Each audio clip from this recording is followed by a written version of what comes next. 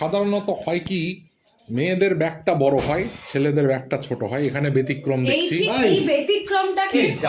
আমি ঠিক এই ব্যতিক্রমটাকে ভাঙবো বলেই আমি নিজের জন্য ছোট ব্যাগ নিয়েছি আর কম জামা নিয়েছি, কারণ গৌরব আমাকে ওখান থেকে কিনে দেবে বলেছে। ও মানে যাচ্ছ এই একটা নিয়ে, ফিরবে আরো দুটো নিয়ে। হতেই পারে।